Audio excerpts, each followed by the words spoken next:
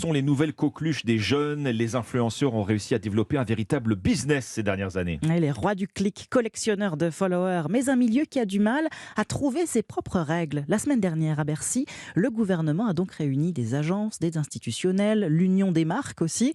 Réunion qui sera suivie d'ailleurs de 4 groupes de travail. L'objectif, c'est de pouvoir encadrer ces pratiques. Alors, il n'y a toujours pas d'annonce officielle. Pourquoi la France a-t-elle tant de mal, Margot Faudéré, à réguler ce milieu des influenceurs ? Eh bien parce que le terme d'influenceur recoupe tellement de situations différentes qu'il est à cheval sur plusieurs textes, le Code de santé publique, l'ARPP aussi, l'autorité de régulation professionnelle de la publicité, ce qui rend toute régulation très compliquée.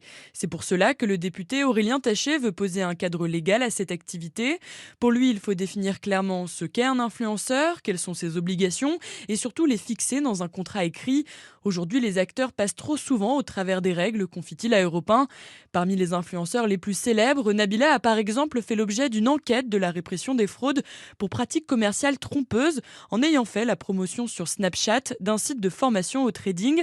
Il lui est reproché de ne pas avoir mentionné la nature publicitaire de cette publication et selon la répression des fraudes, elle aurait aussi induit le consommateur en erreur sur les résultats attendus de ce service.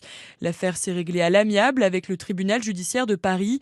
Nabila a payé une amende de 20 000 € en échange de la fin des poursuites. Margot Faudéré.